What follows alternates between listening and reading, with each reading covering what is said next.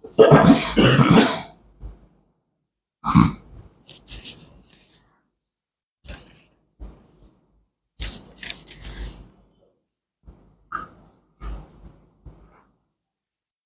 بالله من الشيطان الرجيم. بسم الله الرحمن الرحيم. وكذلك بعثناهم ليتساءلوا بينهم قال قائل منهم كم لبثتم قالوا لبثنا يوما أو بعض يوم قالوا ربكم أعلم بما لبثتم فبعثوا أحدكم بورقكم هذه إلى المدينة فلينظر أيها أزكى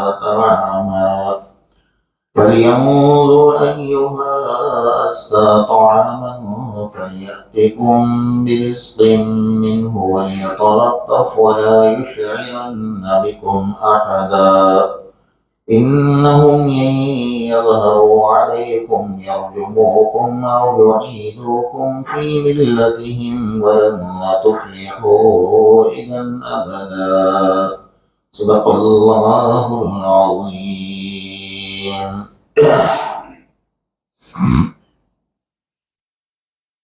گزشتہ کل آپ حضرات کے سامنے یہ بات چل رہی تھی کہ اصحاب کہف کو اللہ تبارک و تعالیٰ نے جیسے اپنے قدرت سے سلایا اسی طرح اپنے قدرت سے دوبارہ اٹھایا. اٹھنے کے بعد انسان کو سب سے پہلے ضرورت ہوتی ہے کھانے کی، ناشتے کی، پانی کی. ایک فطری تقاضا ہے. جیسا آقا نامدار محمد رسول اللہ صلی اللہ علیہ وسلم نے حدیث میں فرمایا کہ جب بندے اپنے قبروں سے اٹھیں گے قیامت میں، اللہ تعالیٰ اس ساری زمین کو ایک چٹیل میدان جو بنایا ہوگا تو ساری زمین کی اللہ ہی تو روٹی بنائے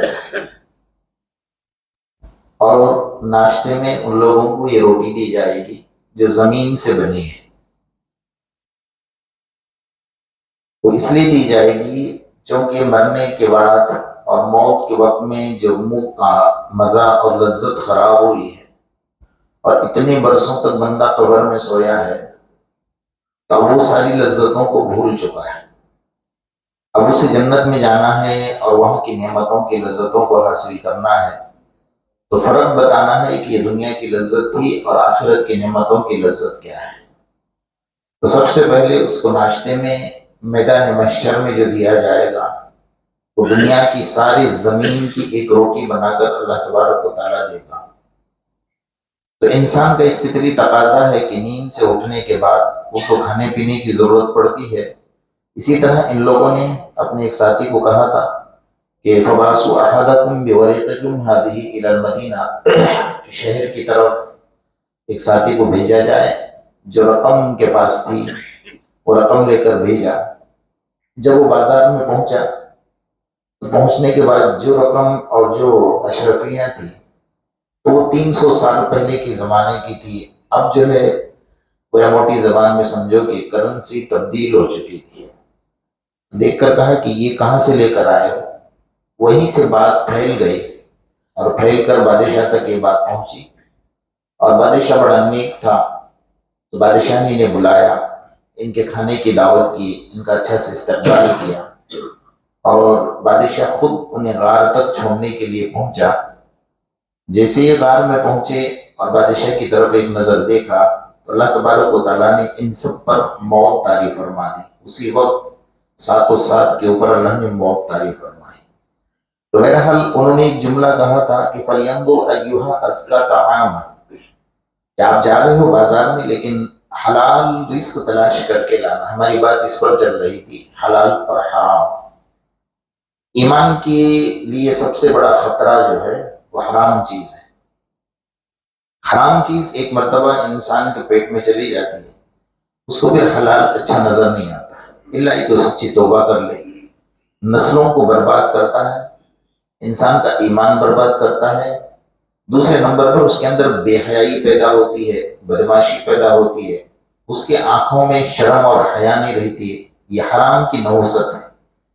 جو بندہ حرام کھانے کا عادی ہوتا ہے تو اس کو اسی کے اندر زیادہ مزہ آتا ہے، پھر اس کو حلال چیز اچھی نظر نہیں آتی۔ آپ اس کو منع کرو گے، سمجھاؤ گے تو بھی سمجھ میں آنے والا نہیں ہے۔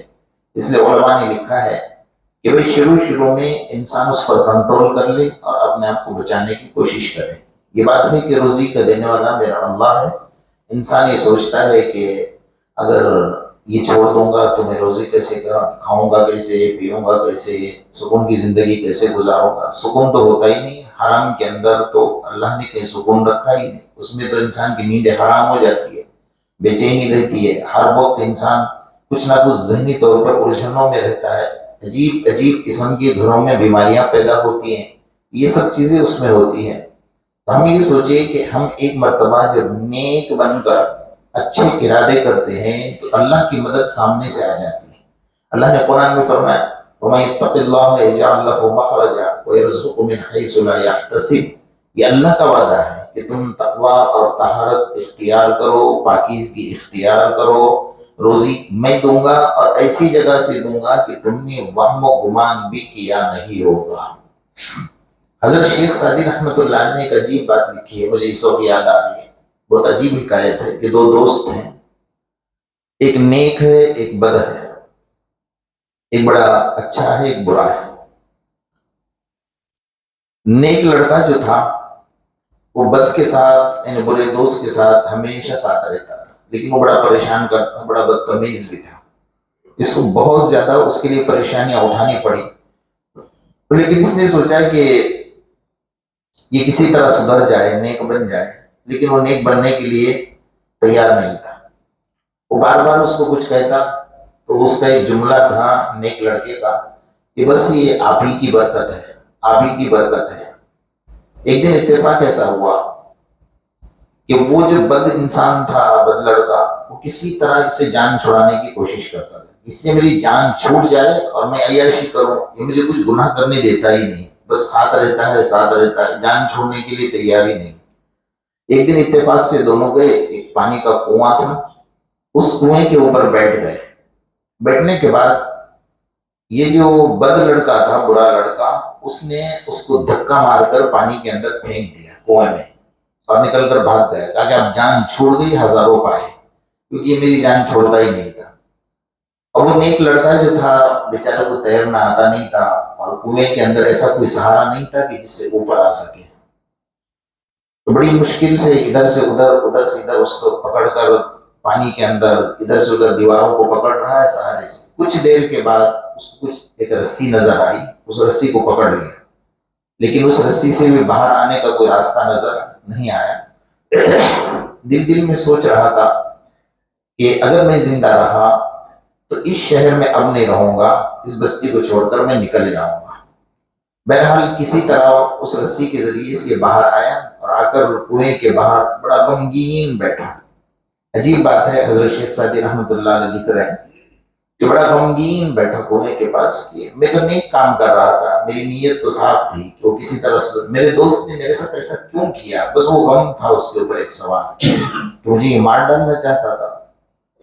تو کچھ ہی دیر گزری تھی اس کے غمگینی کے اوپر، دو پرندے آئے سامنے سے اور وہ پرندے آپس میں بات کر رہے تھے، تو اللہ نے اس وقت اس کو پرندوں کی بولی تھوڑی دیر کے لیے سمجھنے کی صلاحیت دی۔ اللہ کی ذات ہے، جو کرنا چاہے کر سکتی۔ تو پرندے آپس میں بات کر رہے تھے، ایک پرندہ دوسرے سے پوچھ رہا ہے کہ بھئی کیا حال چال ہے آپ کا، سنائیے۔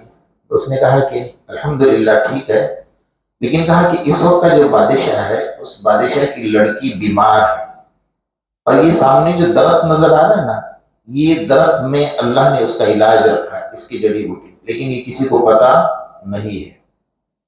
دوسرے پرندے کو پوچھا آپ کا حال بتائیے کیا ہے، اس نے کہا الحمدللہ۔ اس نے کہا کہ یہ سامنے جو ٹیلا نظر آ رہا ہے نا، یہ بڑا پہاڑ جیسا، اس کے اندر خزانہ ہے، یہ اس کا بھی پتہ کسی کو نہیں ہے۔ بس اتنا کہہ کے دو پرندے اڑ گئے۔ اب اس نے اس چیز کو ذہن میں رکھا، کہا چلو یہاں بادشاہ کی لڑکی بیمار ہے، ہم وہیں چلے جاتے ہیں، پوچھتے ہیں۔ تو وہاں گیا اور بادشاہ کے پاس کسی طرح پہنچ گیا. کہ آپ کی لڑکی بیمار ہے. کہاں آپ کو کیسے پتا؟ کہا میں نے سنا ہے کہ بیمار ہے. تو کہا میرے پاس اس کا علاج ہے. کہا ہے علاج؟ کہا ہاں. بڑے بڑے حکیم علاج کر کے حیران ہو گئے. بادشاہ نے تو اعلان کر دیا تھا کہ جو میری لڑکی کا علاج کرے گا اس کو اتنا انعام دوں گا کہ وہ سنبھال نہیں پائے گا. تو آپ تو سامنے سے آئے ہو تو جاؤ دوا لے آؤ. وہ نوجوان گیا, اس درخت کی ٹہنیوں کو توڑا اور اس کی دوا پاؤڈر وغیرہ بنا کر پلایا. اللہ نے اس کو شفا دے دی. اور شفا دینے کے بعد بادشاہ کے دل میں اس کی جگہ ہو گئی کہ بڑے بڑے حکیم آئے لیکن علاج نہ کر سکے. تو تم حکیم ہو؟ تو اس نے کہا میں بھی حکیم ہوں, نیم حکیم خطرے جان. تو کہا ٹھیک ہے کوئی مسئلہ نہیں. تو اس نے کہا کہ لڑکا تو بڑا اچھا ہے, نوجوان ہے, خوبصورت ہے, شکل میں بھی عقل میں بھی. تو تم نے میری لڑکی کو علاج کیا ہے, ایک کام کریں میری لڑکی کے ساتھ آپ نکاح بھی کر لیں. یہ اللہ تبارک و تعالیٰ انتظام فرماتا ہے. جب نیکی ہوتی ہے نا, نیکی کا صلہ اللہ کہیں نہ کہیں ضرور دیتا ہے اس کو. تو وہ تو بڑا خوش ہو گیا کہ میں کہاں تھا غریب گھرانے کا اور اللہ نے کہاں مجھے پہنچایا. مصیبتیں ہے, شیروں میں مصیبتیں, ان مع العسر یسرا, یہ اللہ کے قرآن کا وعدہ ہے. تو بہرحال جب نکاح ہوا, نکاح کے بعد ابھی بادشاہ کے داماد بن گئے. تو کسی طرح کچھ کام سے باہر نکلا تھا. تو باہر نکلنے کے بعد وہ پرانا ظالم مل گیا دوستدار. تو بادشاہ کا داماد بن گیا. کہاں اس کا ایک جملہ تھا نا کہ بس آپ ہی کی برکت ہے. اس نے کہا کہ بھائی یہ بھی آپ ہی کی برکت ہے. تو اس کو اندر سے حسد ہونے لگا. اس نے کسی طرح بادشاہ کی سپاہیوں تک جا کر خبر پہنچائی. یہ کوئی حکیم وکیم ہے نہیں, یہ تو نیم حکیم خطرے جان ہے اور غریب گھرانے کا لڑکا ہے. آپ کو جھوٹ بولا ہے کہ میں بہت مالدار ہوں, میرے پاس ایسا ہے ویسا ہے. تو بادشاہ نے تحقیق کرنے کا حکم دیا ایجنسیوں کو, بھائی اس کی تحقیق کرو, یہ حکیم نہیں ہے, کہیں میری لڑکی جال میں تو نہیں پھنسی ہے. اس کی تحقیقات کی. تو تحقیقات کرتے کرتے بات بادشاہ تک پہنچی. تو لڑکے کو بلایا, اس کو کہا کہ آپ غریب گھرانے کے ہو؟ کس نے کہا کہ میرے کان تک بات پہنچی ہے؟ کہا میرے پاس ایک پورا ٹیلا ہے, ایک پہاڑ ہے, اس کے اندر میں نے خزانہ چھپا کر رکھا ہوا ہے اور میں نے اس لیے نہیں نکالا کہ بادشاہ کو برا نہ لگے. میں نے آپ کے احترام میں اس کو آج تک کیا کرا ہے, چھپا کر رکھا ہوا. تو بادشاہ نے کہا آپ نے چھپا؟ کہا چلو. تو بادشاہ نے اس خزانے کو نکالنے کا حکم دیا. اندر سے سونے, چاندی, ہیرے, جواہرات, پورا ایک ٹیلا بھر کر تھا. تو بادشاہ نے کیا کرا, اپنی جگہ اس کو دے دی. اب کتنا بڑے عہدے پر چلا گیا کہ بادشاہ نے اپنی جگہ اس کو دی. اس کے کچھ دنوں کے بعد پھر وہ برا دوست ملا. تو راستے سے چل رہا تھا. ابھی کیا حال چال ہے؟ کہا تو اور اونچے عہدے پر چلا گیا. کہا کہ بس آپ ہی کی برکت ہے. سمجھ رہے ہو نا, یہ آپ ہی کی برکت ہے. تو جو بندہ حسد کرتا ہے وہ تو گرتا جاتا ہے, جو بندہ نیک ہوتا ہے وہ آگے بڑھتا جاتا ہے. اور اللہ تعالیٰ اس کا انتظام فرما دے. اللہ نے کتنی حلال روزی کا انتظام اس کے لیے کیا. اس کی نیت نیک تھی تو اللہ تعالیٰ اس کا انتظام کر رہے.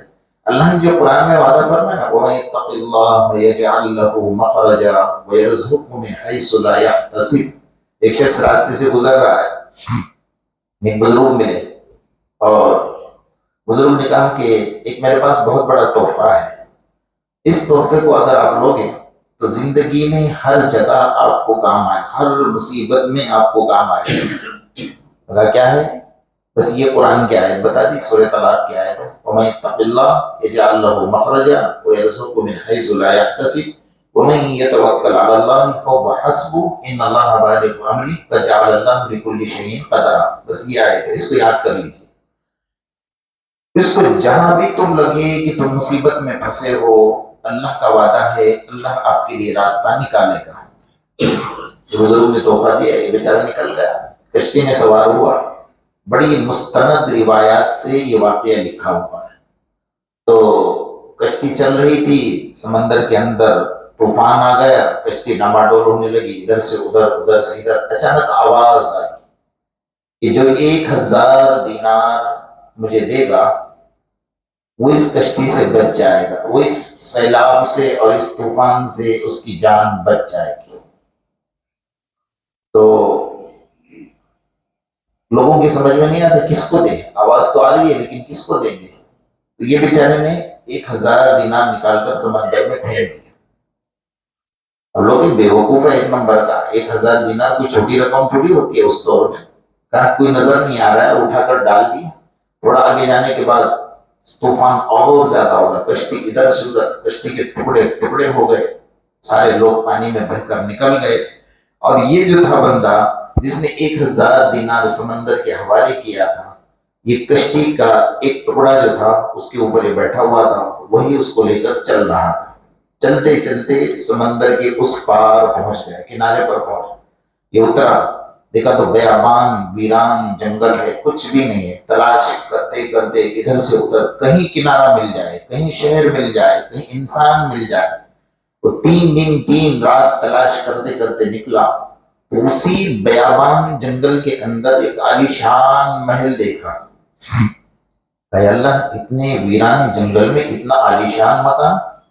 مکان کے قریب گیا، دروازہ ٹھوکا تو اندر سے ایک حسین جمیل خوبصورت لڑکی نکل آئی۔ ایسی اتنی خوبصورت لڑکی اس نے کبھی نہیں دیکھی تھی۔ تو اس نے کہا کہ بیٹا کھانا کھلا دو۔ تو اس نے کہا جلدی آ جاؤ۔ اس نے دسترخوان بچھایا اور ایسے لذیذ کھانے کی کہا میں نے زندگی میں کبھی کہا جلدی کھاؤ، جلدی بھاگو یہاں سے۔ کہا کیوں؟ کہا میں ایک بڑے گھرانے کی لڑکی ہوں، جنات میرے اوپر عاشق تھا، اس نے مجھے اٹھا کر یہاں لایا ہے، یہ اس کا مکان ہے۔ اگر وہ تمہیں اور مجھے دیکھے گا تو جان سے مار ڈالے گا، ابھی اس کے آنے کی تیاری، فوراً آپ جلدی کھا کر بھاگو۔ اس کا بھی ایمان تھا۔ اس نے کہا کہ اگر مرنا ہوتا نا تو میں سمندر میں مرتا، سمجھ رہے ہو نا، مرنا ہوتا تو میں سمندر میں مرتا، مجھے تو اللہ کی طرف سے ایک تحفہ ملا ہوا ہے۔ بس وہ تھوڑا ہی وقت گزرا تھا کہ عجیب عجیب آوازیں آنے لگی اور وہ آ گیا تو بیوی اس کی جو لڑکی تھی وہ گھبرا گئی اور میرے جسم سے کھیلتا ہے، لیکن آج تک میں نے اپنی حفاظت کی ہے، اس کو آج تک میں نے کوئی غلط کام کرنے دیا نہیں ہے، پورا میرے اوپر حاوی ہوتا ہے، لیکن اس بیابان جنگل میں مجھے نکلوں تو کہاں نکلوں؟ تو بہرحال جیسے وہ نظر آیا تو اس کی عجیب عجیب آوازیں نکالنے لگا، تو بیچارے وہ گھبرا گئی کہ ابھی مجھے بھی مار ڈالے گا، اس کو بھی مار ڈالے گا۔ جیسے گھر کے اندر نظر پڑی کون ہے، اس نے وہی آیت پڑھنا شروع کی، وَمَن يَتَّقِ اللَّهَ يَجْعَل لَّهُ مَخْرَجًا وَيَرْزُقْهُ مِنْ حَيْثُ لَا يَحْتَسِبُ وَمَن يَتَوَكَّلْ عَلَى اللَّهِ فَهُوَ حَسْبُهُ۔ چنانچہ جیسے اس نے پڑھنا شروع کی تو آسمان سے آ گئی اور اس کو چلا کر خاک کر دیا۔ اب اس کی بھی جان بچ گئی، لڑکی کی بھی جان بچ گئی۔